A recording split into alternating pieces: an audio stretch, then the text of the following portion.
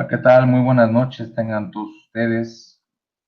Bienvenidos una vez más a este webinar de todos los miércoles con un tema muy interesante y bueno, pues esperamos que sea de su agrado. Recuerden seguirnos en redes sociales, donde estaremos publicando precisamente los webinars, los horarios, los ponentes, para que ustedes estén enterados y nos puedan estar acompañando. Muchas gracias, sabemos el esfuerzo que hacen por acompañarnos después de un largo día de trabajo. Se los agradecemos mucho. Y bueno, pues vamos a empezar para que no se nos haga tarde. Les voy a platicar acerca de nuestro invitado. ¿Sí?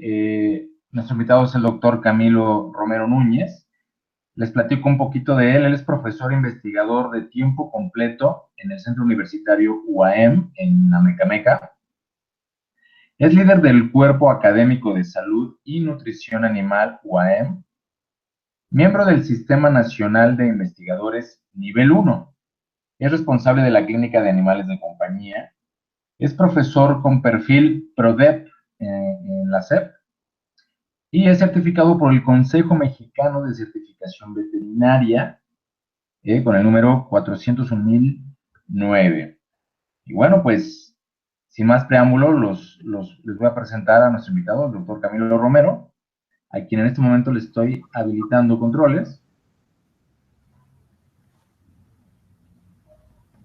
Aquí vamos. Doctor, ¿cómo estás? Muy buenas noches. Hola, ¿qué tal? Muy buenas noches. Bien, doctor, pues el micrófono y la cámara son todos suyos. Bienvenido, doctor. Muchas gracias, te agradezco la presentación. Buenas noches a todos. Agradezco a nuestros amigos de Skenda la invitación y muy en especial a la licenciada Citlali por la gentileza de la invitación. Para mí es un gusto estar con ustedes, un placer hablarles de un tema que me apasiona, que es parte de mi vida profesional ya desde hace muchos años y que tristemente les diría, le damos tan poca importancia y parte no solamente de mi labor como veterinario, sino como investigador, es la parte de la conciencia y tristemente los veterinarios en esta y muchas otras áreas es lo que menos tenemos conciencia. Entonces un poquito la charla va a ir enfocado a ver si logramos obtener un plus, un extra de este tema, no necesariamente como la mayoría de los temas que abordamos en este tipo de pláticas, desde un punto de vista científico o práctico, ¿no? Vamos a ver cómo nos va, agradezco mucho y vamos a dar inicio. Muchas gracias.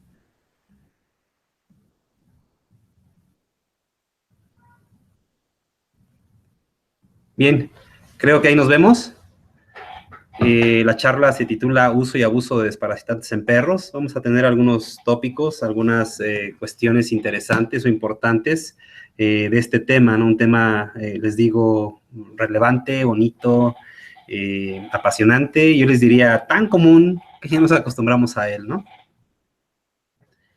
Para empezar, les recuerdo a todos y cada uno de ustedes qué son los parásitos como los concebimos, aunque el término pudiera ser corto o ambiguo para todo aquello que puede llamársele un parásito.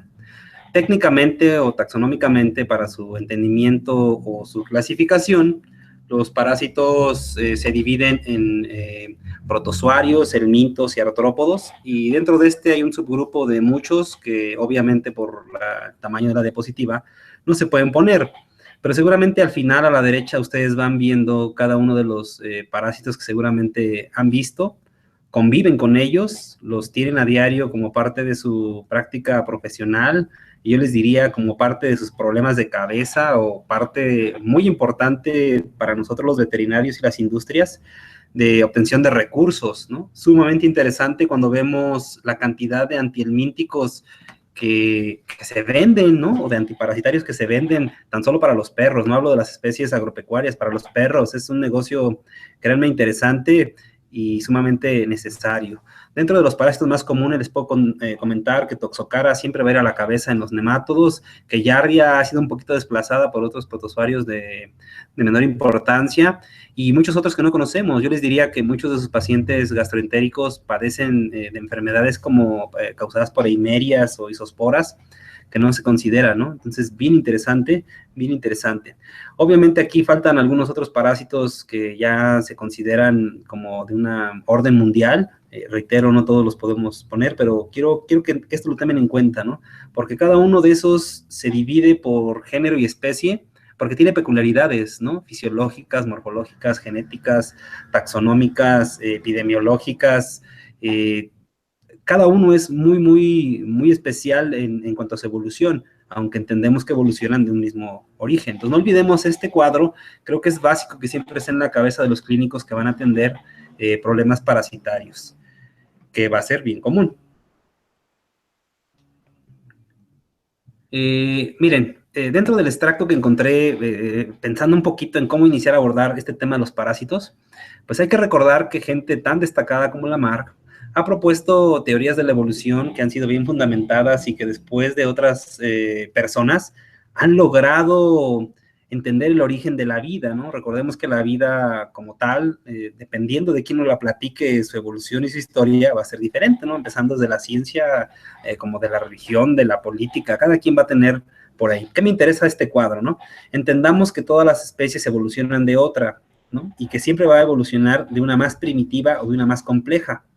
Pero es interesante porque estos parásitos que les llamamos así, primitivos o poco complejos, han tenido una evolución a la par de la vida humana, o yo les podría asegurar, de acuerdo a los estudios, anterior a lo que conocemos como humanos o lo que conocemos como perros. Entonces, imagínense la capacidad que tienen de evolucionar mucho más rápido que nosotros, hablando en tiempo, en años.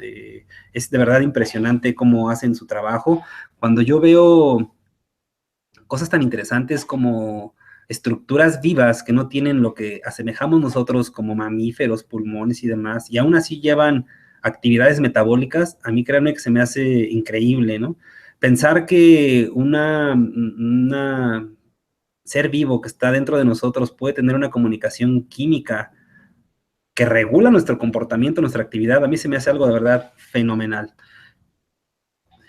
Fíjense que es tan fenomenal que existen ciencias que casi no conocemos nosotros los veterinarios, como la paleontoparasitología, ¿no? Alguien que habla del origen de los parásitos de los humanos, cómo fueron diversificando. Estas imágenes que les pongo son imágenes de textos recientes de revistas de alto prestigio, donde investigadores de renombre en esta área han denotado cómo los parásitos fueron viviendo, creciendo, desarrollando junto a la actividad humana, ¿no?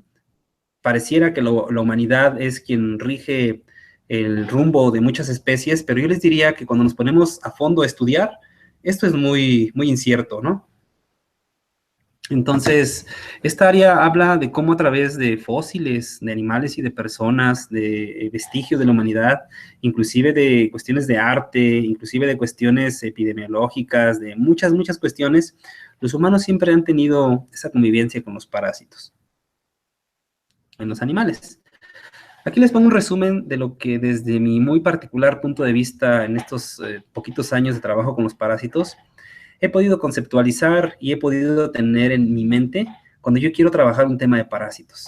Creo que los parásitos, a través de toda esta evolución, de todo este material genético, a través de toda esta, les podría decir yo, herencia que va pasando de generación en generación tan cortita, conservan muchas cosas interesantes. Entonces, cuando nosotros los promotores de la salud, los veterinarios, los que hablamos de zoonosis, de enfermedades, consideramos al parásito como un ser vivo, sin tener en cuenta cuestiones como el ambiente, como el hospedero, como el estado de salud del individuo, la especie a la que está parasitando y la que parasita, los factores abióticos tan interesantes que interactúan en esta cuestión de los parásitos, los factores bióticos que cada vez tenemos menos, pero siguen existiendo, la importancia epidemiológica, se nos olvida. Por ejemplo, yo les podría comentar que en mi país, aquí en México,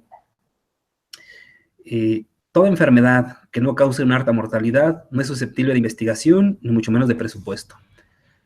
Yo les puedo asegurar que hay más mexicanos que tienen problemas de parásitos que problemas de obesidad y diabetes. Y eso que en eso somos países de los primeros listados, ¿no? Entonces, estos parásitos, vamos a ver más adelante que su finalidad no es matar a un individuo, sino es tener una interacción con él. Somos pobres también en legislación sanitaria, no consideramos cuestiones de propagación y diseminación. Por ejemplo, yo les puedo hablar en los parásitos, de la cantidad de parásitos que a nivel mundial se mueven, ¿no? Porque se mueven en personas, se mueven en animales, se mueven en objetos, se mueven en comida, se mueven en agua, se mueven a través del viento, se mueven a través de muchas formas, se mueven y no las consideramos, no pasan por nuestra mente cuando hablamos de cuestiones de parásitos. Hablar de resistencia es un tema delicado, hay parásitos que lo denotan, hay parásitos que a diario lo podemos demostrar, hay otros que ni siquiera están tan evolucionados en su forma de parasitar, que ni siquiera han utilizado algún mecanismo de resistencia. Hablar del ciclo biológico, pues nada más les digo que los perros pueden ser susceptibles, ¿qué les gusta? Cerca de 300 parásitos diferentes. Entender los ciclos biológicos, yo sé que es complicado, pero por lo menos los parásitos más comunes o de mayor incidencia, prevalencia o frecuencia en mi región deberían de ser comprendidos. Dentro de los ciclos es interesante ver cómo de todo este esquema, si me hablaran ustedes del control de los parásitos, uno de los más importantes es el ciclo biológico. Donde yo puedo romper el ciclo de los parásitos es conociendo el ciclo biológico, porque también de ese dependen muchas cosas, por ejemplo, el tipo de fármaco, la frecuencia, la vía, todo eso depende del ciclo biológico de los parásitos, ¿no? Tipo de crianza se refiere a los parásitos que tienen un estatus o una necesidad de estarlo haciendo, ¿no? Por ejemplo, el hacinamiento, ¿no? Es bien importante el tipo de crianza. Tristemente, yo les diría, en México la cultura del bienestar animal es pobre también. Entonces, muchas personas siguen viendo a los perros como un negocio y los parásitos pues lo saben y lo aprovechan. Dentro de lo que me interesa en esta charla, lo puse con una flechita de colores, que es la gestión parasitaria, ¿no? Entendida como gestión parasitaria, todo este tipo de actividades que tenemos que llevar a cabo para este buen control de los parásitos. Primordial el diagnóstico. Nosotros somos gestores y debemos ser gestores del diagnóstico correcto de los parásitos. Tratamiento adecuado, prevención y sobre todo control. Les recuerdo que el éxito de los parásitos se mide no por los trastornos que le causan a un huésped o hospedero, que es más adecuado, sino por su capacidad para adaptarse e integrarse al medio interno de este. Lejos de lo que vemos nosotros en las clínicas, vemos pacientes con parasitosis o pacientes con enfermedades, yo les podría decir mortales, gracias a los parásitos. Y nos cuesta un poquito comprender que el trabajo del parásito no ha sido ese evolutivamente. El trabajo del parásito es poder tener una interacción, porque de ahí proviene esta cuestión de la simbiosis y del parásito. Solo que nosotros hemos modificado muchas de estas cuestiones epidemiológicas y hemos hecho que el hospedador sea más susceptible o que el parásito sea más resistente. Y este punto es bien interesante porque si no partimos de esta prioridad de saber que los parásitos no son eso, pues se nos complica el asunto. Entonces, miren, seguimos. Yo les preguntaría, colegas, amigos y a todos los que nos ven, que por cierto quiero mandar un saludo muy especial a mis colegas y amigos colombianos, que hemos estado muy en contacto con ellos. ¿Son un problema los parásitos? Vemos actualmente, los debemos de considerar nosotros, tanto desde el punto de vista de salud veterinaria, como desde el punto de vista de salud pública, como un problema, o es solo una falacia, o solo es una cuestión que no debería ser tomada, ¿no? Esta cuestión de los parásitos. Ahí les pongo una imagen que seguramente los que han hecho clínica y pues la entienden, los que no son veterinarios y no han hecho clínica, les es grotesco, ¿no? Pero esta imagen la podemos repetir N cantidad de veces, al menos aquí en la zona donde yo trabajo. Entonces es muy común ver pero no solamente parásitos entéricos. Vean este, por ejemplo, ¿no? Es un animal que en la necropsia encontraron N cantidad de nemátodos llamados Dirofilaria en su corazón, ¿no? Que además he de decirles que la imagen anterior y esta imagen son de parásitos que se consideran zoonóticos. Son parásitos que causan problemas de salud pública, en menor o mayor grado, pero sí existen. Bien. Aquí les pongo un cuadrito nada más para que me vayan creyendo que esto es un problema serio, ¿no? Este es un cuadrito sacado de una información, quizás no muy reciente, porque lo más reciente ha cambiado un poquito y no está autorizado o publicado oficialmente en alguna página que así lo permita. Pero aquí les pongo en verde todos los países donde son endémicos los problemas causados por Toxocara, ¿no? Y pongo en otro color los casos que son esporádicos. Cuando yo comparo esta información con la publicada en la red a través de los artículos de revistas científicas, créanme que no se parecen nada, ¿no? Ha cambiado completamente en estos años, ¿no? Los parásitos, así como nosotros nos vemos afectados por el cambio climático, ellos también, pero buscan un mecanismo adaptativo para seguir siendo esos seres resistentes a todo lo que les pongan. Miren, aquí les pongo uno de la distribución de gusano de corazón o de Dirifilariamitis, ¿no? México aparece como un país donde hay un área positiva, pero México completo, ¿no? Y yo les diría que si buscamos reportes en México, no existen. pocos trabajos se hacen, poca información, poca divulgación, y tristemente yo les diría que estamos en un país donde si algo no se conoce, decimos que no lo tenemos, lo cual no es muy cierto, ¿no?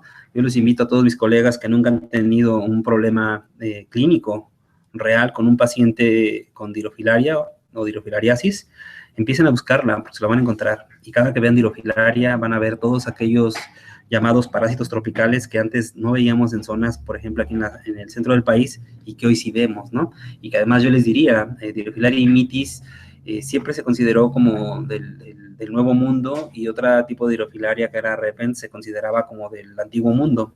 Hoy hay estudios que demuestran que en México podemos tener pacientes seropositivos a dirofilaria imitis y dirofilaria repens, y eso no se sabía, eso tiene muy poquito tiempo que se está publicando, que se está poniendo, pero no es que no la tuviéramos, nunca nos habíamos dado la tarea a buscarla. Les comparto esta información, es un artículo que recientemente, hace un par de años, publicamos, con muestras de perros de la Ciudad de México, 1,603 muestras de perros de la Ciudad de México, y demostramos datos que eran muy similares a lo publicado en otras partes de México, en otras partes del mundo. Hicimos algún comparativo en cómo se movían estas cifras de parásitos en México, y vimos, al menos en este, que los parásitos más predominantes siempre iba a ser Toxocara, Giardia, Dipilidium, Ancylostoma y una infinidad de coccidias que podemos diferenciarlas hoy con otras técnicas diferentes. Más sin embargo, un porcentaje elevado de estos animales, más o menos el 60% de estos animales, eran positivos al menos de una forma infectiva. Dentro de otros datos de este artículo les puedo mencionar que algo que yo he vivido y que reportan la mayoría de la literatura es que un perro no solamente tiene una especie de parásitos, casi siempre que vemos un parásito, alguien más lo va a acompañar, ¿no? Eso es algo que tenemos que siempre tomar en cuenta, porque hablamos de parásitos de grupos diferentes, y al hablar de parásitos de grupos diferentes, vemos una interacción importante, una comunicación química entre ellos y entre el hospedador, que los hacen tener yo les diría no una enfermedad, sino un síndrome, ¿no? Un síndrome entérico, hepático, no sé, renal, cardíaco, por esta coinfección. Es un problema que no nada más es propio de los perros. Los gatos, sabemos, los que hacemos clínica, que día a día son mascotas más allegadas a los propietarios, que cada vez hay más personas que se preocupan por los gatos, que cada vez hay más personas que conviven gatos con perros, y yo les diría gatos, perros, reptiles, anfibios, otro tipo de pequeños mamíferos, algunas faunas exóticas. La gente es muy dada a esta interacción de especies, pero también hay interacción de esa microbiota o de esa cantidad de microorganismos que parasitan o que viven habitualmente en estos, que se tienen que ir adaptando, ¿no? Y es interesante, hace unos años hablábamos solamente de enfermedades propias y parásitos propios exclusivos de los perros y de los gatos. Hoy, a través de herramientas interesantes, como vamos a presentar un esquema más adelante, como la biología molecular, vemos que no necesariamente es así, no necesariamente las enfermedades parasitarias del perro son exclusivas del perro. Intercambiar, pero al cambiar de hospedador de manera tan frecuente, los parásitos van teniendo cambios morfológicos, genéticos, fisiológicos interesantes, ¿no? Y se van adaptando, ¿no? Y eso es bien, bien interesante, porque dentro de estas variaciones que van presentando, por ejemplo, resistencia a fármacos. No es un problema exclusivo de la zona centro del país. Aquí les presento unos datos que hicieron algunos colegas en Veracruz. Este es un artículo igual de hace un par de años, donde igual, ¿no?, denotan la misma cantidad de parásitos en porcentajes elevados, mucho más elevados que los que tenemos nosotros. Más o menos coinciden siempre el grupo de parásitos, aunque las proporciones son diferentes. Este se los comparto. Este tiene dos cosas interesantes. La primera, si ustedes leen los autores y leen su origen, son personas que vienen de España, ¿no? Tristemente, gente española, que no está mal tampoco, no es malo, pero encontraron una oportunidad de hacer un estudio que muchos mexicanos pudiéramos hacer, con el simple hecho de tener otro tipo de intereses o de posibilidades, yo les diría de recursos, ¿no? Hicieron un muestreo importante con un grupo importante de animales acerca de estos llamados parásitos antes tropicales. Hoy los vemos que la verdad es que lo tropical lo han perdido, igual que otras enfermedades a través del tiempo, y reportan gran cantidad o una cantidad interesante de animales seropositivos a este tipo de parásitos, y además en muchos de los casos hicieron un estudio regional, dividieron al país, a nuestro país, por regiones, y en este estudio, quizás en muchos estados es la primera vez que se hace un reporte, vamos a llamarle oficial o científico, de estos parásitos, ¿no? Convivimos con ellos y todavía no sabemos que están ahí. Claro que muchos de ellos sabemos que los llevan vectores, ¿no? Y vectores que cada vez ganan más terreno, se han ido adaptando a cuestiones de altitud, de temperatura, de hospederos y demás. Entonces es interesante, todos aquellos colegas que nunca han tenido un problema con anaplasma, con borrelia, con dirofilaria, con ehrlichia, hay que empezar a estudiar de ellos, ¿no? Hace muchos años yo aquí en mi zona difícilmente veía un perro con garrapatas. Hoy es muy común ver perros con garrapatas. Tienen que ver cuestiones, primero, de la cantidad de perros que tenemos, segundo, cambio climático, y tercero, y creo yo muy interesante y muy importante, la facilidad que hoy tenemos las personas de movernos de una región a otra, o de un país a otro, de una ciudad a otra, y cada vez tenemos más facilidades en todos los lugares que podemos visitar, de tener a nuestras mascotas a nuestro lado, ¿no? Entonces, no consideramos a veces este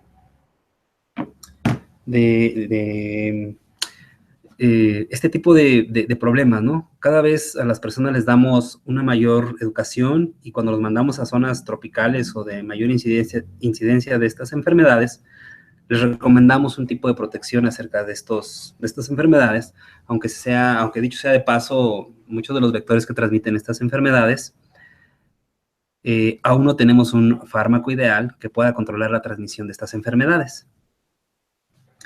Este también se los comento, este está interesante, es algo que pocos veterinarios estamos metidos, trabajando de lleno en esto, y son cuestiones zoonóticas, ¿no? Tenemos el gusto de trabajar con algunas personas que se dedican netamente a esta cuestión de las zoonosis parasitarias, y es un trabajo que hicimos en la región donde trabajamos, que es la región del Estado de México, o zona oriente del Estado de México, dos regiones diferentes, bueno, que geográficamente diferentes, de niños que tomamos muestras serológicas para medir anticuerpos contra Toxocara. Este trabajo se publicó en una revista de bastante prestigio de Inglaterra, de cuestiones de pediatría, y es interesante porque demostramos nosotros una alta seropositividad, ¿no? De los reportes con seropositividades más elevadas en esta región. Hace 2 años antes de este artículo habíamos publicado uno, y nosotros considerábamos que a través del tiempo las seropositividades iban a disminuir, y nuestra sorpresa es que van subiendo. Quizás como veterinarios veamos esto como, bueno, no es de nuestra índole, no es de nuestro quehacer. Yo les diría que el personaje más importante para la toxocariasis son los perros. Y la responsabilidad de los parásitos y de los perros son de 2 individuos. Uno, el propietario, que desde mi punto de vista es el más responsable, y el siguiente es el veterinario, ¿no? Me da tristeza comentarles que a lo largo de este tiempo, no solamente para los parásitos, ¿no? Para muchas otras enfermedades, los veterinarios no tenemos la habilitación necesaria, ni la capacidad, ni las cuestiones técnicas para llevar a cabo un trabajo importante, ¿no? A mí me da un poquito de nostalgia ver cómo en muchos lugares cuestiones como vacunación o desparasitación siempre se los asignamos al personal que tiene menos experiencia, o que tiene menos habilidades, o que lo pueden ver como algo general, ¿no? Yo les diría, las cuestiones de vacunación para enfermedades zoonóticas y las cuestiones de desparasitación para enfermedades zoonóticas deben de ser prioritarias en las veterinarias, ¿no? Deben de tener toda una estructura de presentación a los propietarios, ¿no? Vamos a ver más adelante algunas cuestiones interesantes de por qué, aún con todo este desarrollo tecnológico del cual hablamos, seguimos teniendo parásitos.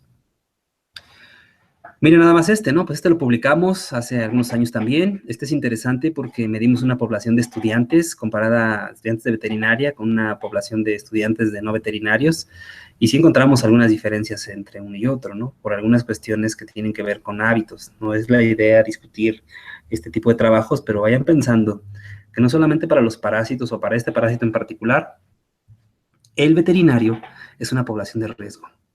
Yo nunca, colegas, nunca he escuchado o ido a un foro, quizás no he acudido a muchos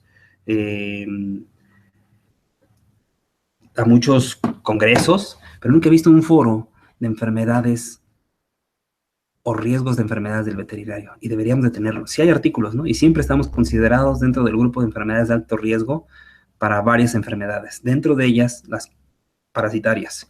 En este andar de estar hablando específicamente de este parásito que ha sido mi vida como investigador, me he encontrado muchos colegas que después de dar una charla me escriben o me hablan y me dicen, oye, doctor, yo sí tuve un problema de salud serio por este parásito, ¿no? Podría hablarles mucho de pero solamente les digo que a diario convivimos con él. Y yo les aseguro que muchos de nosotros somos seropositivos y que muchas de las enfermedades que padecemos o vamos a padecer tienen una coinfección con este parásito. Bien, hablando un poquito de los parásitos, regresando a ellos, ¿cuáles son los mecanismos de agresión o por qué los parásitos tienden a ser un problema para nosotros? Primero, tienen acciones mecánicas, como por ejemplo obstructivas, expansivas, vulnerantes, por compresión extrínseca, de acuerdo al tamaño del hospedero y de acuerdo al tamaño del parásito. Tienen una acción química interesante, enzimática y inmunológica. Un parásito es capaz de modular la respuesta inmunológica de un hospedador a su favor. Es capaz de cambiar estructuras epiteliales a su favor, lo hacen a través de enzimas. Pero también es capaz de poder conocer lo que está sucediendo en su hospedero. Muchos parásitos tienen receptores para hormonas o algunos otros secretagogos que utilizan los hospedadores. Bien interesante, ¿no? Parásitos diminutos, pequeñitos, pueden entender cómo está el organismo de un individuo, ¿no? Por ejemplo, Toxocara tiene receptores para hormona de crecimiento, tiene receptores para prolactina, tiene receptores para progesterona. También estos parásitos tienen algunas cuestiones de acción directa sobre algunos tejidos o de acción indirecta a través de sus secreciones. Cosa interesante, también tienen una acción o una vinculación directa con bacterias. Por ejemplo, hablando de este famoso parásito del corazón o Dirofilariamitis, ellos son dependientes de una bacteria intracelular que se llama Wolbachia, ¿no? Ellos para poderse desarrollar, para poder crecer, para poder ser fértiles, necesitan obligatoriamente una bacteria, pero esa bacteria está en el organismo de los animales, está en el organismo de los humanos, si es que están infectados. Y no solamente estos, cuando los parásitos entéricos llevan a cabo una migración somática, dentro de ellos, alrededor de ellos o con ellos, viajan bacterias que van a generar un problema quizás más grave que la migración parasitaria o una respuesta inmunológica no deseada. Aquí les presento un grupo, puede ser largo y ustedes me dirán, oiga, es que faltó un compuesto, o me van a decir, oiga, es que aquí estos ya no se utilizan. Este es un listado quizás desde los inicios de esta cuestión de los antiparasitarios y específicamente de los que van hacia los nemátodos, ¿no? Esta cuestión de los nemátodos y de buscar opciones viables o útiles, más o menos tuvo su boom por ahí de los años 60, cuando se empezaron a descubrir los primeros antinematodicidas específicos, y con éxito. De ahí se han ido perfeccionando porque tristemente al no conocer bien la biología de los parásitos o la química de los fármacos, solamente guiarnos porque funcionan en determinado momento, en determinado estadio, los parásitos han ido teniendo respuestas evolutivas o genéticas para poder no ser ya tan susceptibles a este tipo de parasitarios. Y si a esto le unamos que nosotros los veterinarios hemos hecho un uso inadecuado, ustedes sabrán, por ejemplo, aquí en México, que el uso de los antibióticos ya está restringido porque tenemos un problema serio y se va a poner más serio de resistencia de las bacterias a los antibióticos. Pero no está normado cómo dar. Es más, yo le diría, ni siquiera está normado el grupo de parásitos de acuerdo a su mecanismo de acción. Cualquier persona en cualquier momento puede venir a comprar un antiparasitario y administrarlo de manera indiscriminada, ¿no? O es típico que el veterinario dé una indicación de desparasitación y después el propietario, por sus, no sé cómo llamarle, por sus necesidades, él se lo administra de manera indiscriminada, ¿no? Y los parásitos esto lo van aprovechando, van utilizando todas sus herramientas evolutivas para que esto no funcione. Entonces, les digo, esta lista puede ser más grande, hay fármacos más nuevos, hay fármacos ya viejitos y podemos agrandarla.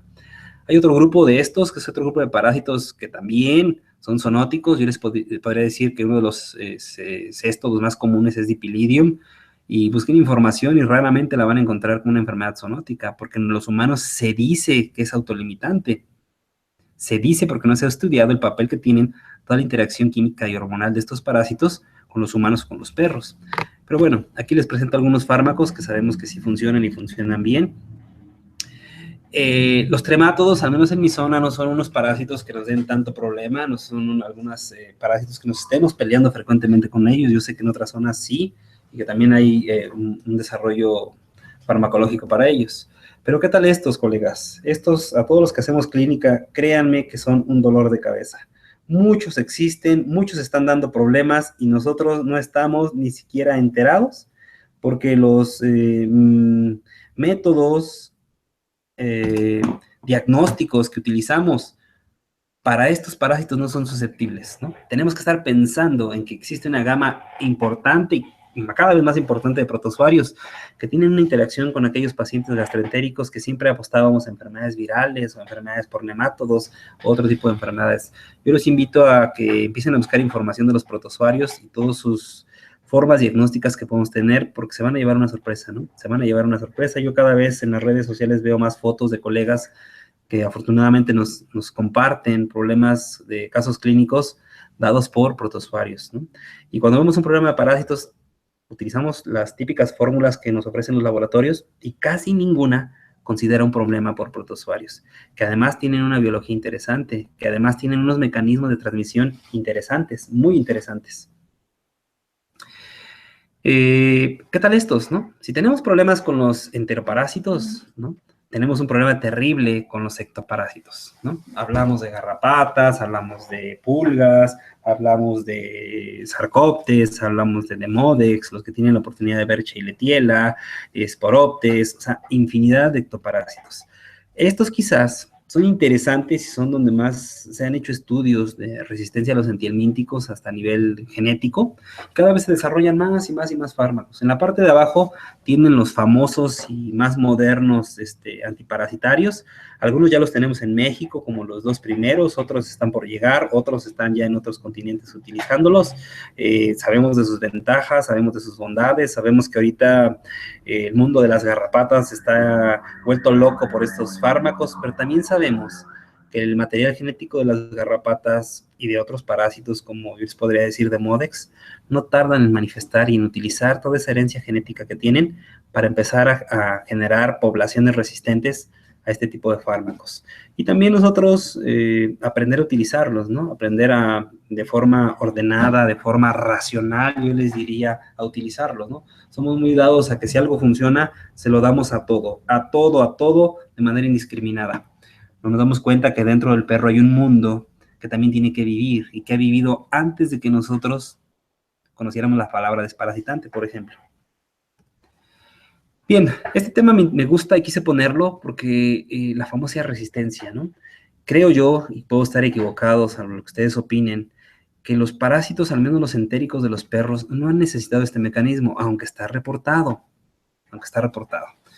¿Y cómo sucede esto? Por ejemplo, hablamos un poquito de los nemátodos, ¿no? Los nemátodos tienden mucho a tener una pérdida de antígenos. ¿Cómo lo hacen?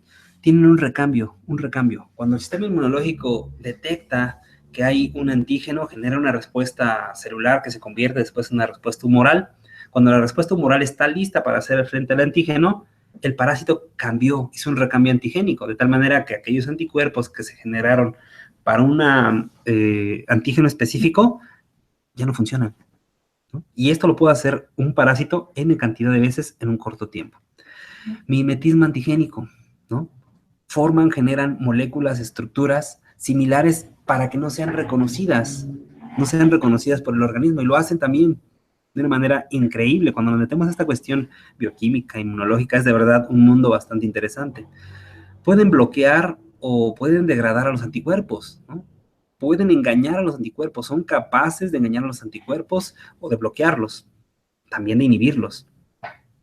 Pueden desarrollar o pueden estimular células supresoras o células o mecanismos que le llaman de agotamiento de linfocitos B. Los parásitos tienen la facultad de inhibir, por ejemplo, la expansión clonal. Una vez que el linfocito B ya ha sido sensibilizado, ellos tienen mecanismos químicos para impedir que estos linfocitos se puedan dividir y puedan generar posteriormente la acción de la formación de anticuerpos específicos.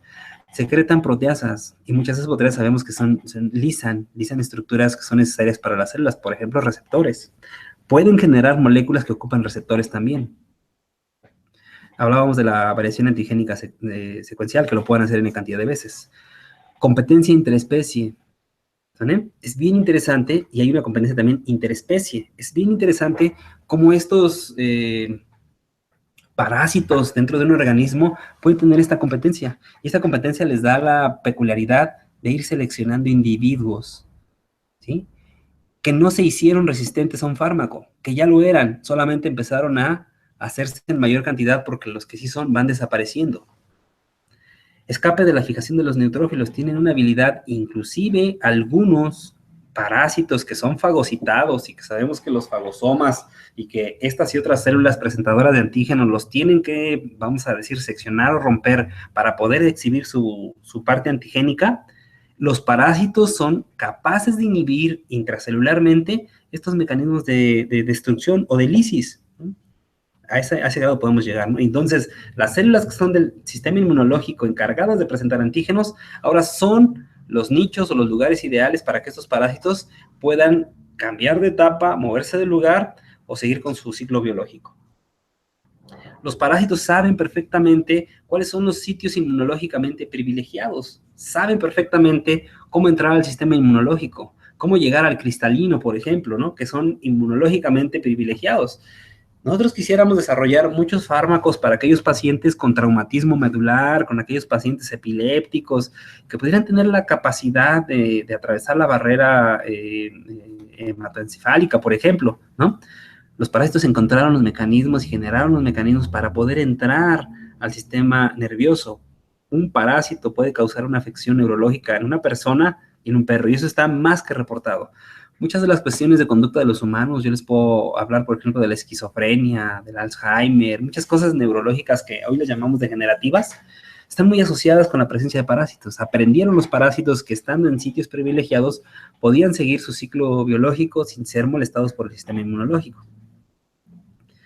Pueden producir formas hipoantigénicas o formas quísticas, o se pueden ellos formar, que además es bien interesante, como ustedes ven el tamaño de un quiste, por ejemplo, de una larva, de un nemátodo, es mayor a él. Imposible que la larva pueda formar este quiste. Pues la larva tiene la peculiaridad de poner a trabajar al hospedero para formar un quiste que es avascular. Al ser avascular, pues no tiene posibilidad del sistema inmunológico de poder entrar al quiste. Pero también los fármacos están inhibidos para poder entrar en ese quiste.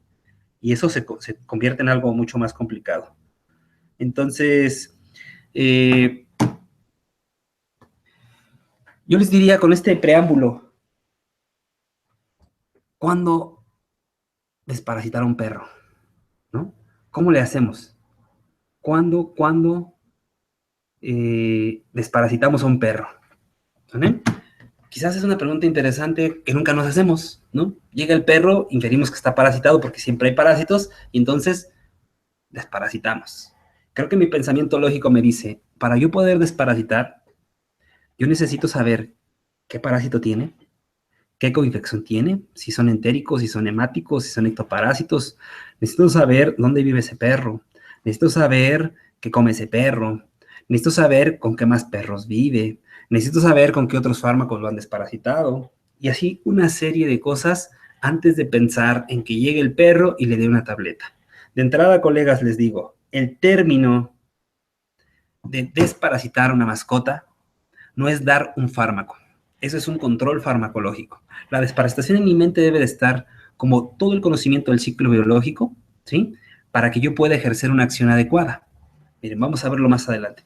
¿Quién no recuerda este cuadro? Este cuadro es típico. Cuando vemos epidemiología es así como que en mi mente, si yo logro acomodar, no las parasitarias, todas las enfermedades de los animales, en un cuadro así, puedo tener una concepción de lo que está pasando y cómo hacer una mejor medicina. Solo les digo, para cuestiones de elegir un fármaco, solo un fármaco, su vía, su posología y demás necesidades para controlar a los parásitos, debo estar pensando en el agente, en el huésped o hospedero que es más adecuado y en el medio ambiente, antes de pensar en la sintomatología y demás, porque todo este cuadro que vemos hacia la derecha, del horizonte clínico, de la vía de entrada, de las secuelas y demás, ya es la interacción que tiene el parásito con, ¿no? Y aquí, en hablando de los parásitos, siempre que hablemos de una enfermedad parasitaria, alguien más le va a estar ayudando, una bacteria, un virus o otro tipo de parásitos. Entonces, no hay que pensar nada más en los fármacos antiparasitarios como el que tengo a la mano, como el que estuvo de oferta, como el que está más barato. No, no, no. Hay que estar pensando que esto es un poquito más complejo. Y si yo en mi mente no considero la triada ecológica de las enfermedades, seguro voy a fracasar, y seguramente por eso hemos fracasado en el control de los parásitos. Bien.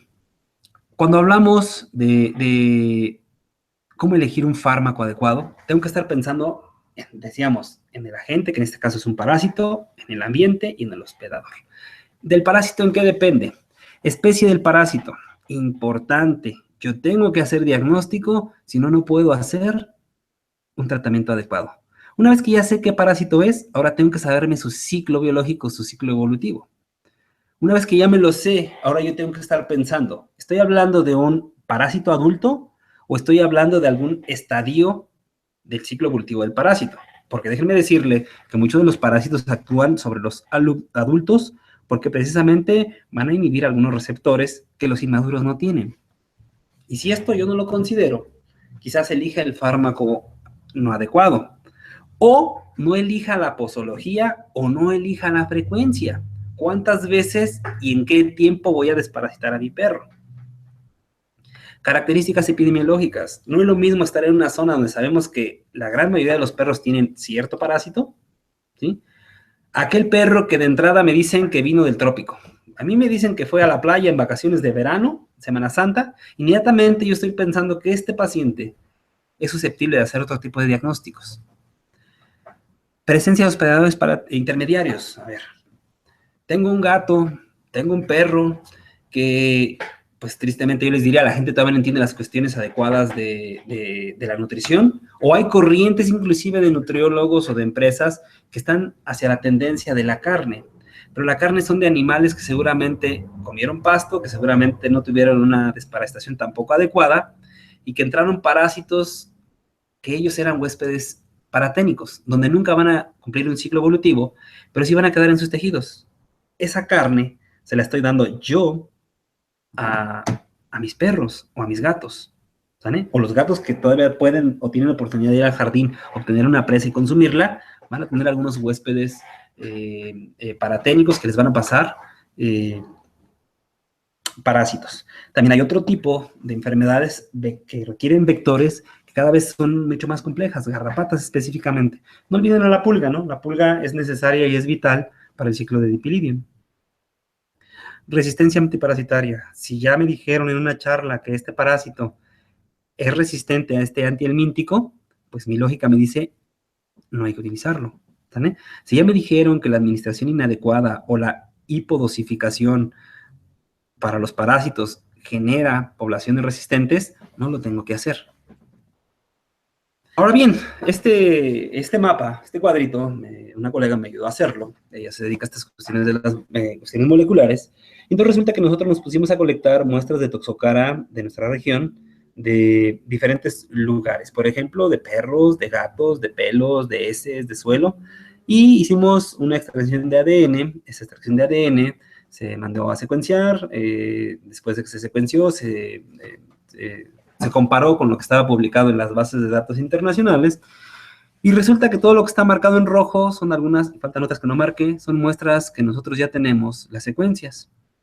Lo interesante de esto es que con este tipo de mapas, con este tipo de trabajos de biología molecular, podemos demostrar que un perro puede tener especies diferentes de Toxocara, Toxocara catis y Toxocara canis, pero también un gato. Pero yo esperaría en cada uno de los cuadros que ven, cuadritos que se ven aquí, en estos clados, yo esperaría ver un clado de Toxocara, un de canis, uno de cati, este es de Vitulorum, y que se parezcan entre ellos, ¿no? Inclusive a los reportados en otros países, en otras regiones del mundo. Pero no es así. Nosotros tenemos toxocaras que encontramos nosotros, por ejemplo, en pelo, parecidas o en clados como el de Irán, como el de Sri Lanka, pero tenemos otros toxocaras que están alejados de esos clados y que se parecen más a otros toxocaras de otras regiones o de otras especies. A nosotros los clínicos, ¿qué nos debe de interesar en esto? A esto le llamamos diversidad genética. Dentro de la misma especie hay individuos diferentes. ¿Qué es o qué nos da esa diversidad genética? Bueno, pueden ser mecanismos de adaptación a hospedaderos, pueden ser mecanismos de adaptación a resistencia a fármacos, pueden ser mecanismos de adaptación a temperaturas, pueden ser mecanismos de acción a cambios frecuentes de hospederos. Si esto yo no lo considero a todos los perros como Toxocara canis con el mismo tratamiento, y dentro de ellos va a haber peculiaridades. Cada vez esto viene más desarrollado, cada vez vamos a tener más acceso a hacer diagnóstico por biología molecular de muchas enfermedades. Pero no solamente me sirve para el diagnóstico, yo a través del manejo genético, genómico de los individuos, puedo hablar de la farmacogenómica. Ahora puedo seleccionar fármacos específicos contra poblaciones específicas. Si bien me dirían, para este parásito es un lujo, yo les diría, para otros no es un lujo, ¿no? Algunos hemoparásitos estaríamos felices de tener este tipo de herramientas. Entonces hay que considerarlo. Cada vez la biología molecular a nosotros los clínicos nos va a ser de mucha utilidad.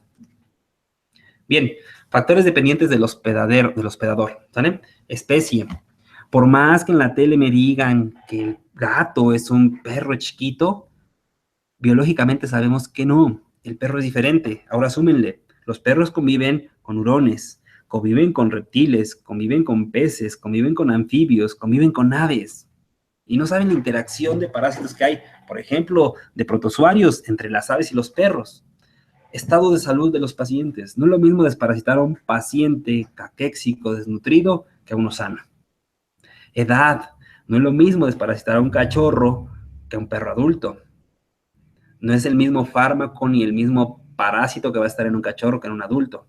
Nivel de inmunidad. Cosas que no consideramos, para mí son fundamentales y están marcadas en rojo. La nutrición. La nutrición en los parásitos o en los perros parasitados va a jugar un papel determinante. Recuerden que el objetivo del parásito no es matar al perro, porque si no se va a morir él. Pero la inmunidad y la nutrición juegan un papel interesante, ¿vale? No olviden, cuando tengan pacientes parasitados, hablar de nutrición, ver cómo van a favorecer ese individuo en su nutrición, porque favorecerían su inmunidad. Que aunque ya tenemos también estrategias o maneras de hacer una inmunoestimulación. Resistencia genética. En perros, pues no lo consideramos, no vamos para allá, vamos hacia otras características no tanto genéticas, ¿no? Sino, bueno, sí genéticas, pero más bien de belleza, ¿no? De la parte externa y no de la parte genética. No hablamos de perros resistentes, aunque algunos perros de trabajo se han hecho buenas investigaciones y tenemos ya líneas o estirpes de perros que genéticamente son más predispuestos. Más sin embargo, en la clínica vemos que algunos perros o algunas razas de perros son más susceptibles a tener enteroparásitos, o a tener pulgas, o a tener inclusive ectoparásitos. Ahí les pongo una foto, ¿no? Yo les diría, ¿a cuál de los dos guapos de la derecha o el guapo de la izquierda les urge más desparasitarlos? ¿No? Entonces podemos aquí discutir y podemos pensar, no, pues el de la izquierda le urge más. Pero además yo les diría, al de la izquierda le urge más que coma, que se nutra, porque se convierte en un círculo vicioso. Menos nutrición, menos inmunidad, más parásitos. Pero más sin embargo, los de la derecha son una raza que genéticamente tiene muchos problemas, porque ha sido muy seleccionada. Pero no ha sido seleccionada para ver si es resistente a una enfermedad. No, ha sido seleccionada pues por sus características morfológicas, más que por sus características inmunológicas, por ejemplo, ¿no? Entonces, no nos vayamos con la finta. Eso de que al perro más flaco se le cargan las pulgas, sí es muy cierto, ¿no? Pero quizás aquí la estrategia parasitaria para cada uno de los dos, los protocolos parasitarios, inclusive el número que se llama carga parasitaria, el tipo de parásitos, sea distinto en ellos, ¿no? Pero las cosas fundamentales como la nutrición y la inmunología, en los dos van a jugar un papel muy interesante. Bien, factores dependientes de los antiparasitarios, ¿no? Como todo en la vida, queremos al hombre ideal, ¿no? Queremos al veterinario ideal, queremos al carro ideal, todo lo queremos ideal, ¿no? Pues también soñamos con tener un antihelmíntico ideal, ¿no? Algo que sea un boom y que una tableta resuelva todo. No sé si han visto la tendencia ahorita de los laboratorios, que en parte es muy buena, de empezar a combinar, ¿no? Empezar a combinar. Ojo, colegas, yo se los digo abiertamente, a mí me han ofrecido fármacos con 5 principios activos contra parásitos. Cuando nos vamos a la literatura, 3 de ellos funcionan igual. Entonces no hay ninguna ventaja, ¿no?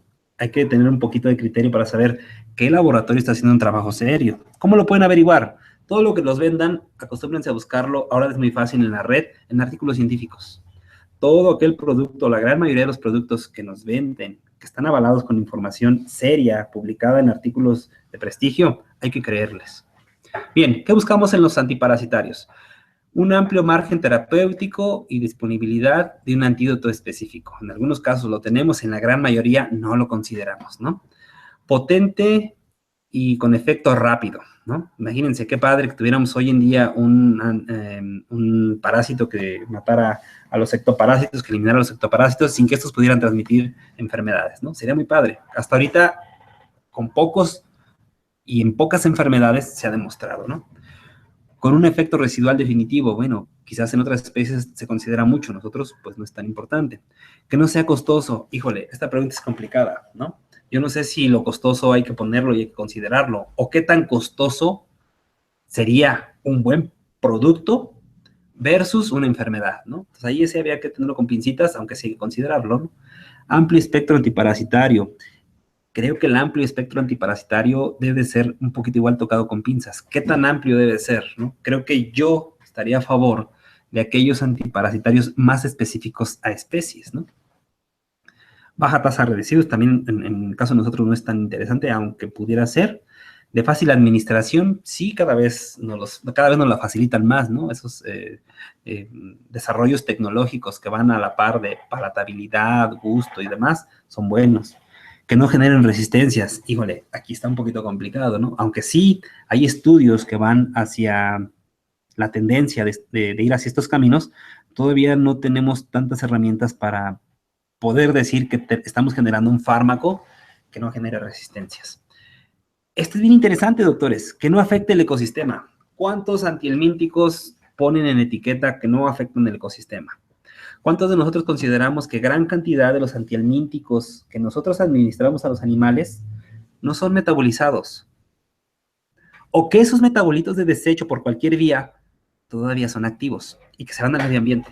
Y que el medio ambiente tiene una serie de individuos que inclusive pueden estar emparentados con los parásitos de los perros que nos causan problemas, pero que son benéficos. Muchos ecosistemas están viendo dañados por la cantidad de antihelmínticos que están llegando al ambiente. Pero además, pocos laboratorios tienen trabajos serios, ¿sí?, del efecto, del impacto que tienen los antihelmínticos que nos venden en el ecosistema. Yo les diría, en gran parte del ámbito veterinario, cambio climático es un tema boom. Yo no veo cambio climático en ningún foro que tenga que ver con perros y gatos. Y déjenme decirle, doctores, que jugamos un papel determinante en cambio climático. Claro que lo jugamos. Bien, con una relación costo-beneficio que sea favorable, pues sí, también nos gustaría. Alta toxicidad para el parásito, ¿saben? Que lo elimine, que lo controle de manera adecuada. Baja toxicidad para el hospedero. Recuerden que antes teníamos muchos antiparasitarios que eran muy eficientes, eran tan eficientes que al mismo perro le causaba problemas, ¿no? Estabilidad química. Esto es interesante, la estabilidad química va en función, por ejemplo, que la luz no lo afecte, por ejemplo, que la temperatura no lo afecte, que, por ejemplo, sea capaz de tener jugos gástricos, pepsinas, amilasas y demás, ¿no? Entonces sí se busca, los que son vía enteral. Hay otras consideraciones, por ejemplo, no puse nada, pero yo me gustaría un fármaco que a nosotros los humanos no nos pase absolutamente nada. A nosotros los veterinarios que lo manejamos no nos pase absolutamente nada. Bien, ¿cuándo desparasitar? La literatura puede ser tan diversa, depende de cuál vamos a leer, ¿no? Primero, se dice la literatura especializada a nivel mundial, que para tener un control de los parásitos más comunes que les comentaba, son más o menos los mismos en todas las partes del mundo, con algunas diferencias. Hablando de los enteroparásitos, hay que desparasitar a las 2, a las 4, a las 6, a las 8 semanas y después cada mes hasta que este animal se convierta en adulto. Única y exclusivamente hablo de enteroparásitos, específicamente nemátodos, adultos de 4 a 6 semanas o con resultados de laboratorio. Todo esto es subjetivo, vamos a tener que adaptarlo a lo que vamos teniendo en nuestra región. Aquí pongo gestantes, ¿no? Créanme que para muchas enfermedades parasitarias, exclusivamente de los nemátodos, Las perras gestantes y los cachorritos son quizá los dos personajes más importantes y donde tenemos poca posibilidad de hacerlo, ¿no? Recientemente a México van a llegar algunos productos antiparasitarios que pueden inhibir la migración larval, cosa que no tenemos, ¿no? Pero ya empiezan a haber desarrollos tecnológicos para antiparasitarios que pueden eliminar las vías migratorias de los nematodos, y eso es muy bueno, es quizás en el perro la mejor manera de romper el ciclo. Cosa que cuando la larva se está moviendo dentro del organismo, difícilmente los antihelmínticos que utilizamos tienen efecto, y no digamos cuando se enquista, ¿no? Entonces, cuidado con las gestantes. Yo les diría, en mi experiencia, a la gestante hay que desparasitarla antes de que sea gestante. ¿Quién tiene que ser gestante? Una perra que reproductivamente tiene un significado, un valor, porque tengamos menos gestantes. Si tuviéramos menos gestantes, tuviéramos menos perros, tuviéramos menos parásitos, tuviéramos menos problemas, ¿no? Bien. Vamos a concluir un poquito, vamos a aterrizar esta idea, a ver si nos queda un poquito clara. Importante, doctores, diagnóstico correcto, porque el diagnóstico me va a obligar a conocer el ciclo biológico, ¿vale? Con el ciclo biológico y el diagnóstico correcto, puedo tener una prescripción de fármacos correcta. Una vez que tengo el fármaco adecuado, ahora me voy a la posología correcta. No es una tableta por cada 10 kilos, ni es una tableta por cada 20, ¿no? Tenemos que hablar por lo menos de miligramos por kilogramo. Recuerden que pocos fármacos en la literatura nos dicen una posología exacta. Hay un rango que va desde los 10 hasta los 30, quizás, ¿no? Es un ejemplo. Elegir 10 o elegir 30 se llama criterio médico. Y ese criterio médico lo tiene quien lo está utilizando. Entonces yo les recomendaría que como tarea, todos los fármacos que están en mi clínica, en mi hospital, hoy me sepa la posología. Que sepa quizás salirme de 1 mililitro por kilo, de una tableta por kilo, ¿no? Quizás ver que sí coinciden los miligramos, que a lo mejor para este perro que en estado nutricional no está tan adecuado, puedo irme un poco más arriba de lo que está recomendado, ¿no? Complemento del tratamiento. Tenemos que enseñarle a las personas y a los veterinarios que una dosis de desparasitante, al menos para enteroparásitos, no es suficiente, porque muchos estadios larvarios no son susceptibles de. Y también les tenemos que enseñar que hay reinfecciones, ¿no? Todo el mundo se va bien cómodo con su tableta, con su todo, cualquier N cantidad de desparasitantes, pero llegan a un ambiente donde nuevamente va a haber una reinfección. Enfermedades subyacentes, nuevamente, aquellas que tengan que ver con la nutrición, aquellas que tengan que ver con el sistema inmunológico, van a hacer que tengamos un fracaso en el control de los parásitos. Interacción de medicamentos, doctores. Yo debo de saber qué medicamento puedo combinar para hacer una sinergia, pero también debo de saber, ¿sí?, con qué medicamento es un antagonista, porque si no yo mismo me meto gol. Productos vencidos o almacenados de manera inadecuada. Es muy dado, yo se los digo, yo hago ejercicio profesional, tengo un hospital y soy responsable de la clínica de la universidad. Siempre llegan las ofertas y abajo viene una notita que dice próximo a caducar. Y ahí vamos los veterinarios, compramos. Pues si hay una normatividad para la caducidad, claro que debe de haber algún efecto sobre el producto, porque si no, esto no existiera, ¿no? Yo he escuchado infinidad de veces que dicen, no, una vez que caduca tiene determinado tiempo. Bueno, si la caducidad existe, doctores, es por algo. No les alimentaron así porque sí, existe es por algo. Bien, seguimos. Control del ambiente. Ustedes van a hacer un uso irracional de sus desparasitantes, de sus antihelmínticos, de sus ectoparasitidas, si el ambiente no es controlado. Juega un papel fundamental. ¿Qué tan controlado puede ser? Pues dependiendo de dónde esté, ¿no? Si estoy en lugares muy grandes, quizás el control del ambiente es un poco complicado, pero quizás no. Hoy tenemos manera en el ambiente, inclusive en zonas de pasto, controles adecuados. Uno facilísimo, doctores, recolección de heces. Facilísimo, ese es vital, ¿no? Recolección de pelo. El pelo también juega un papel interesante en el ciclo de muchos parásitos, ¿no? Perdón, ir a control de huéspedes paraténicos, ¿no? Son importantes y cumplen una función interesante. Combinación de fármacos. ¿De qué depende? De la edad del animal, del tipo de parásito, de cuántos parásitos tiene, cuál es su carga parasitaria. Rotación de fármacos. ¿Es buena o es mala? Es adecuada, de verdad que es adecuada. Podemos tener, inclusive por épocas del año, dependiendo del tipo de parásitos de la región donde yo esté, tener una rotación de fármacos. Manejo de heces. ¿Cuántos de ustedes inculcan el manejo de heces en sus propietarios, en sus mismos pacientes de la clínica, ¿no? ¿Cuántos de nosotros conocemos o sabemos cuál es el manejo adecuado de las heces? Nada más calculen cuántas heces producen al día sus pacientes. Su cartera de clientes, ¿cuántas toneladas por día se producen? Y la pregunta será, ¿qué tenemos que hacer con ellas? Hay poco interés, hay pocos trabajos, hay poca innovación sobre el uso de las heces de los perros. Se han intentado algunas cosas, por ejemplo, yo he visto trabajo de lombricomposta, pero las características de las heces no han sido adecuadas para que se lleve a cabo. Entonces hay que estar pensando, ¿qué vamos a hacer con tantas heces? Pelo, por ejemplo. ¿Qué se hace con el pelo de las estéticas? ¿Se considera una situación infectocontagiosa o de peligro o de riesgo o se va a la basura común? Higiene, doctores, ¿no? El baño de los perros, el cepillado de los perros, de sus casas, de sus comederos, de sus croquetas, de las jaulas donde los tienen, y todo eso debe tener manejo higiénico adecuado. Tenencia responsable de las mascotas. ¿Cuántas veces no nos pasa el propietario que no tiene un trabajo estable, pero tiene 8 perros, ¿no? ¿Cuántas veces no nos pasa la señora que no tiene trabajo y siempre pide apoyo y tiene 28 gatos, ¿no? Creo que la tenencia responsable de las mascotas debe ser un tema privilegiado. Ojo, no es un tema político ni tienen por qué tomarlo los políticos, porque lejos de ayudarnos nos están perjudicando. Es un tema que tienen que tener los veterinarios. Es un área que los veterinarios tienen que dirigir. ¿A qué le vamos a llamar tenencia responsable de las mascotas? Así como a qué le vamos a llamar bienestar de los animales. No son cosas de los políticos. Alguien que no es veterinario tiene estrictamente prohibido hablar de responsabilidad de las mascotas, de bienestar animal. Bien, con esta diapositiva creo que voy a concluir. Pónganle mucha atención, ¿no? Porque fíjense que es nuestra realidad. Arriba tenemos una realidad con menos recursos, ¿no? Cada vez hay más agotamiento de los recursos naturales, ¿vale? Cada vez hay más escasez de fondos, cada vez hay falta de financiamientos para este tipo de cosas, ¿no? Cada vez hay una cuestión limitada de la visión y del concepto de la problemática, cada vez la escondemos más, ¿no?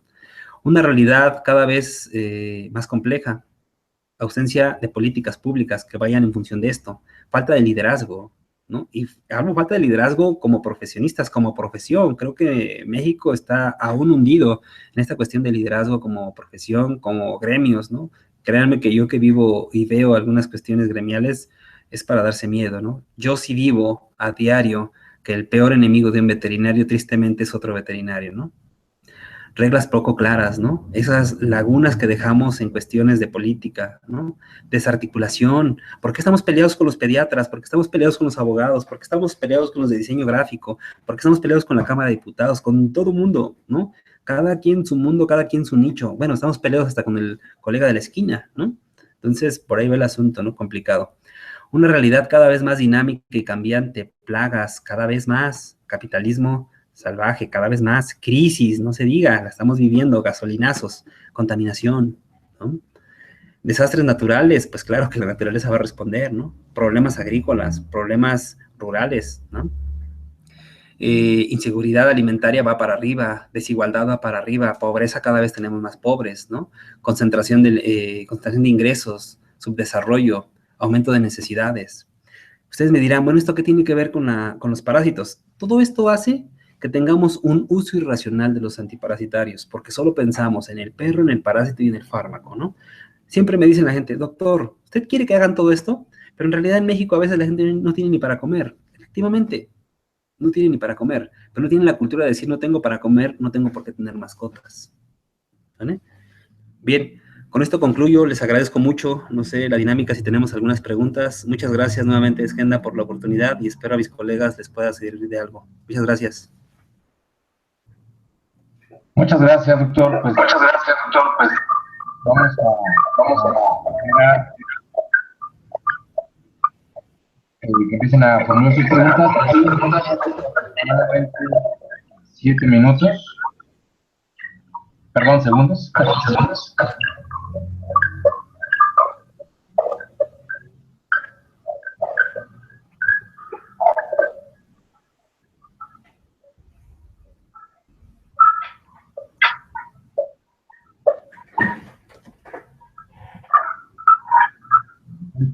Vamos a esperar a que empiecen a formular.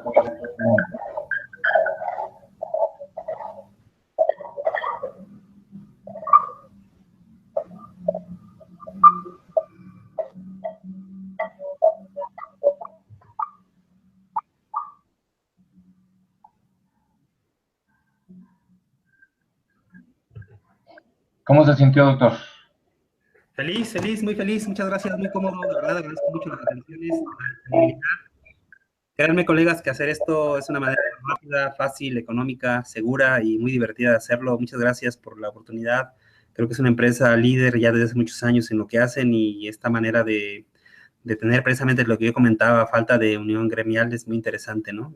Veo que cotidianamente lo hacen con temas muy diversos y de verdad los felicito y todos aquellos colegas que tuvieron la oportunidad de estar en esta charla, pues a continuar, ¿no? Ya como por ahí lo decía la licenciada, ¿no? Es un clásico. Los miércoles a las 9 ya tenemos que hacer, ¿no? Y creo que es el ombligo de la semana, bastante bien, ¿no? Muy, muy interesante. Qué bueno, doctor, qué bueno que estuvo a gusto. Pues mire, ya cayó la primera pregunta, se la platico. Es de Brice Lechuga y dice, ¿con qué frecuencia se recomienda los análisis de heces en perros que llevan un esquema en aparente control? Bien, esa pregunta es interesante, es muy interesante. Recuerden que en medicina, como en muchas otras cosas, no hay una regla, ¿no? Hay un criterio médico y eso es lo que nos hace diferentes a aquellos pseudomédicos, que tristemente tenemos también muchísimos. ¿Cada cuándo se recomiendan los análisis? Bueno, ¿dónde vives? ¿Cuál es tu ciudad? ¿En qué parte de la ciudad vives? ¿Con qué perros vives? ¿Qué raza es tu perro? ¿Qué edad tiene tu perro? ¿De qué tamaño es el perro? ¿Cada cuándo lo bañas? ¿Qué come? ¿Dónde va a pasear? ¿Dónde va de vacaciones? ¿Con qué antihelmíntico lo estoy desparasitando? ¿Con qué frecuencia lo estoy haciendo? Los perros que hoy en día vemos como mascotas muy apegadas a los humanos, hay un criterio que para mí me gusta muchísimo utilizarlo. ¿Vive con niños o vive con personas de la tercera edad? Porque ellos, así como los perros, son inmunocomprometidos por ciertas circunstancias, también las personas. Hay enfermedades de las personas mayores que se complican más con la presencia de los parásitos que los perros les pasan y nunca lo consideramos, ¿no? Entonces, ese sería un buen camino. Yo prefiero hacer N cantidad de copros. Yo les diría, hacer copros debería ser algo como parte de la rutina, ¿no? Si es un perro que cuido y llevo un esquema adecuado, quizás hacer 2 o 3 estudios coprológicos por año sería sano. No es caro, no es difícil. Ojo con los coprológicos, ¿no? Dependiendo de lo que yo quiera encontrar, va a ser la técnica que yo haga. Puedo ser desde algo muy simple como un copro directo que necesito un poco de Lugol, nada más, ¿no? Un poquito de solución salina y se acabó. O puedo hacer una técnica tan específica de centrifugación o sedimentación, o inclusive una prueba mucho más específica como una PCR, ¿no? Entonces, esa pregunta hay que adaptar la respuesta para cada individuo, teniendo en mente toda esta serie de preguntas que yo las englobo en algo que se llama factores de riesgo. Consideren siempre los factores de riesgo para que este parásito, para que este perro tenga parásitos. En función de ese será tanto el diagnóstico que yo haga como el tratamiento. Espero haya respondido la pregunta. Muy bien, doctor, muchísimas gracias. Ya ahorita nos dirán si fue contestada, que yo creo que sí. Mientras pasamos a otra pregunta de Obed Biohazard. Dice, buena presentación. ¿Podría decirme acerca de la terapéutica en perros infectados con Trypanosoma cruzi? Saludos, soy el doctor Obed Ladrón de Guevara. Hola, doctor Obed Ladrón Guevara, un amigo mío, un exalumno, una persona dedicada a los parásitos, a la epidemiología, un colega de verdad que aprecio y estimo mucho. Gracias por la pregunta. Fíjate que mi experiencia con esas enfermedades, específicamente con esa, ha sido escasa. Yo he tenido un solo paciente hace muchos años, aunque he de decir que también esa enfermedad no la tocamos, pero hay que considerarla, ¿no? La tristeza que yo he tenido, la experiencia que yo he tenido con esos pacientes es las complicaciones post-diagnóstico. Tristemente los vemos con problemas cardíacos terminales, irreversibles, y la terapéutica se complica, ¿no? Porque hablamos de una cardiomiopatía que lleva toda una cuestión de diagnóstico y tratamiento muy diferente. Creo que el problema de la enfermedad de Chagas, que está muy regionalizada en algunas partes de nuestro país, poco a poco nos va a llegar y nos va a hacer estudiar más de ese tema, ¿no? Hay un desarrollo farmacológico específico, hay protocolos específicos que también se adaptan a la edad del individuo, que también se adaptan a otras cuestiones concomitantes de las enfermedades propias de ellos, ¿no? Pero ahí yo les vuelvo a reiterar, mi experiencia en el manejo específico de un paciente de esa naturaleza, pues no la hemos desarrollado, ¿no? Aunque debemos de hacerlo, así como lo mencioné para otros parásitos transmitidos por vectores, que cada vez nos van a llegar más casos, ¿no? Y esas enfermedades cardíacas que diagnosticamos con lo más común, por ejemplo, enfermedades degenerativas, muchas veces van a estar implicadas este tipo de parásitos. Muy bien, doctor, muchísimas gracias. Bien, pues lo que tiene son muchísimos saludos, les voy a leer algunos.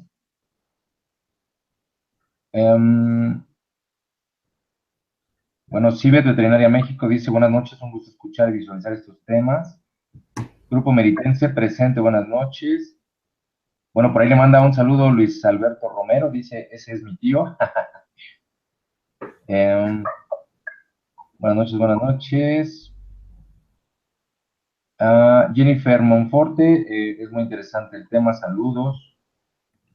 Muchas gracias para los saludos, aquí los estamos revisando también, los agradezco mucho, muchas gracias a mis colegas que vienen por acá por redes sociales también, los saludos, de verdad a todo el mundo los agradezco, es un placer.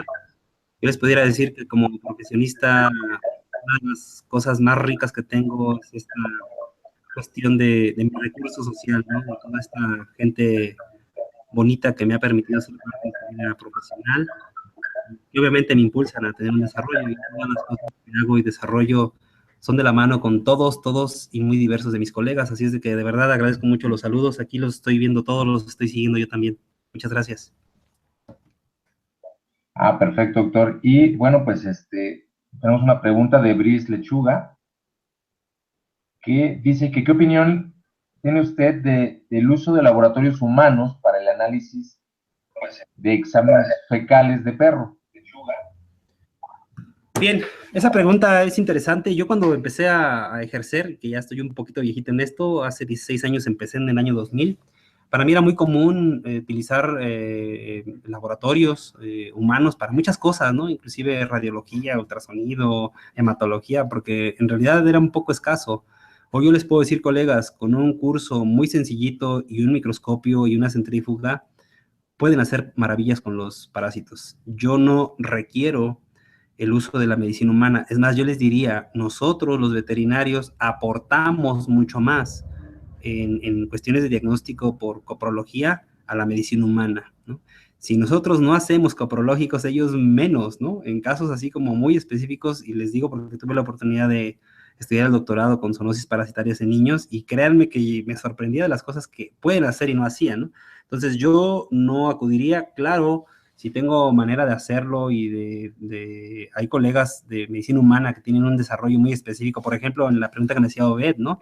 De enfermedad de Chagas, hay un instituto de cardiología que hay un grupo fenomenal de doctoras que trabajan con esto, y pues claro que me apoyaría con ellas, ¿no? Pero en algo rutinario, por ejemplo, un coprológico para mi clínica, difícilmente acudiría con ellas, ¿no? Algunas enfermedades, pues obviamente sí, por ejemplo, algunas enfermedades del trópico por nematodos que son complicadas de diagnosticar, les puedo mencionar, por ejemplo, leishmania, ¿no? Sí tenemos que acudir a un lugar de referencia, pero aquellos copros rutinarios para los parásitos que mencioné, que son sumamente comunes, yo los invitaría a que los empiecen a hacer, ¿no? Aquí a través de las redes sociales nos podemos comunicar, a mí me llegan infinidad de muestras coprológicas para ayudarles un poquito con el diagnóstico. Y no solamente yo, hay infinidad de maneras de hacerlo hoy en día, de verdad, créanme que hay todas las facilidades para hacerlo. Se me pasó mencionarles en la charla, colegas, el microscopio ya no es un lujo, ahora es un implemento fundamental, básico y esencial para las clínicas veterinarias, ¿no? Yo les digo a mis alumnos, si ustedes quieren ir de prácticas a una clínica, busquen cosas, por ejemplo, una báscula, por ejemplo, un microscopio. Si alguien dice que tiene una clínica y no tiene báscula, no tiene microscopio, se nos están yendo muchas oportunidades de una buena atención a nuestros clientes. Entonces, no creo, puntualizando, que sea necesario para este tipo de cuestiones básicas, vamos a llamarle así, acudir a la medicina humana. Claro que lo saben hacer, sí. Ahora, la morfología parásitos de los perros y los humanos se puede dar. Y yo siempre le voy a repetir algo a la colega que yo siempre les digo. Todos los pediatras quieren atender a su perro, pero a mí ningún pediatra me deja atender a su hijo. ¿Sale? Gracias. Gracias, doctor. Muy bien, pues siguen entrando algunas preguntas, se las voy a ir leyendo. Pregunta el doctor Mario Uciel Olivares. Dice que ¿cuál es su opinión sobre el uso sobreexplotado de la ivermectina? Bien, qué pregunta tan interesante. Fíjense que la ivermectina, cuando surgió, la maravilla, ¿no? La maravilla como unos que han surgido recientemente. Hoy en día hay países aquí en el continente americano donde la ivermectina ha sido prohibida por todos los desastres ecológicos que ha causado. Y claro, pues si en la ecología causó efectos, también en los parásitos, ¿no? Hemos hecho un uso irracional no solamente de la ivermectina, desde lo más básico, albendazol, mebendazol, desde ahí hemos hecho un uso irracional. Hemos dejado que las personas lo utilicen a diestra y siniestra sin un consentimiento veterinario. Vemos un problema entérico y de entrada va ivermectina, no hacemos diagnóstico. Es importante hacer diagnóstico porque solamente la ivermectina va a tener efectos sobre ciertos, más sobre ciertos estadios. Todavía hay lugares donde yo veo que de manera rutinaria desparasitan 2 veces al año con ivermectina. Créanme que lo único que están haciendo es un desastre tanto ecológico como una resistencia parasitaria. Ya tenemos aparte otras abamectinas o milbevicinas nuevas que tienen un poquito más de bondades, ¿no? Pero aún así, todos los fármacos, no solamente estos, todos. Yo les pongo siempre el comparativo entre los fármacos antiparasitarios y los anestésicos. Cualquiera que no sepa utilizar un anestésico lo toma y ya mató al perro. Pero piensen que están haciendo lo mismo con un desparasitante, ¿no? Están causando un problema, aunque no es tan grave porque no lleva a la muerte en algunos casos, aunque hablando de ivermectina y otros, sí es factible llevarlos a la muerte, y lo sabemos. Gracias. Muy bien, doctor, muchísimas gracias. Aquí hay otra pregunta de Cibet Veterinaria México. Dice, buenas noches, doctor. ¿Qué esquemas seguir o cuál es el tratamiento en animales callejeros rescatados? La pregunta va encaminada en cuanto al desconocimiento de la historia clínica del animal. Qué bonita pregunta, muchas felicidades, colega. Yo creo que como primer punto yo les diría, hay que abogar porque no existen esos perros, ¿no? Seríamos un país bonito, lindo, un gremio interesante si cada uno de nosotros pudiera hacer algo porque no existieran perros callejeros. Desde mi muy humilde punto de vista, los perros en condiciones de calle, que es la manera adecuada de llamarlos, existen porque tenemos una cultura muy pobre. No vamos a acabar el problema haciendo miles y millones de esterilizaciones porque los perros son una maravilla reproductiva y ante todas las adversidades van a haber más y más y más y más. La clave del control de los parásitos, la clave de los perros en condiciones de calle se llama cultura, ¿no? Yo no sé cuántos de ustedes han tenido el gusto, el privilegio y el honor de dar clases en un kinder, en una plática en un kinder. Yo siempre los he invitado a todos mis colegas que han tenido oportunidad de charlas de este tipo a que sean famosos empezando por su colonia, ¿no? Hay que ir al kinder, hay que ir a la primaria, a la secundaria no, porque los chamacos ya no hacen mucho caso, pero hay que ir al kinder, a la primaria, a dar una plática del uso racional o la tenencia responsable de las mascotas a los niños. Que los niños del kinder sepan que un perro en condiciones de calle no es normal, que un perro en condiciones de calle sufre, y sufrir como nosotros, ¿no? Entonces creo que es un problema de cultura. ¿Qué podemos hacer con los perros de la calle? Híjole, pregunta complicada. Amigos perros de la calle tienen problemas de parásitos, aunados a problemas virales, problemas bacterianos, además tienen una colección de parásitos, si son menores de 6 meses, encuentran una familia toxocara, una de encilostoma, una de trichuris, una familia de tenias, una familia de unas 2 o 3 especies diferentes de protozoarios, ¿no? Entonces, ¿cómo manejarlos? Bueno, un fármaco no va a ser suficiente, creo que es una cuestión integral, ¿no? Primero, tienen que comer, ¿no? Comida de calidad. Eso les va a ayudar a tener una misma respuesta inmunológica adecuada para los parásitos. Segundo, no necesitamos la historia clínica. Tomemos un coprológico, quizás depende de la zona donde esté, un mismo frotis sanguíneo me puede ayudar a identificar algunas cosas o alguna otra técnica adecuada. Y a partir de ahí, empezar a gestionar cómo voy a hacer mi protocolo parasitario en función de las especies que encuentre. Y otra cosa interesante, para ese tipo de perros podría funcionar mucho técnicas de conteo de carga parasitaria, por ejemplo, técnicas de McMaster que en las clínicas habitualmente no hacemos, pero que deberíamos de hacer. No es lo mismo tener parásitos que tener una alta carga parasitaria. ¿Vale? Entonces yo me iría un poquito por ahí con los perros de la calle y además siempre van a tener ectoparásitos, siempre, siempre, siempre. Hoy en día hay algunos productos que a mí me gustan mucho y los he estado manejando, los he estado utilizando, que hacen una combinación de productos que van hacia los ectoparásitos y hacia los enteroparásitos. Solo que hay que tener un poquito de cuidado. Tienen recomendaciones mensuales y si ustedes tienen un enteroparásito y es un animal joven y dan desparasitaciones mensuales, el ciclo biológico les va a ganar y cada que desparasiten, el parásito ya tuvo una etapa de reproducción y nunca acabó con el problema. ¿Vale? Entonces sí, gracias por la pregunta y no olviden, colegas, hagan algo por los perros en condiciones de calle. Gracias. Gracias, doctor. Bien,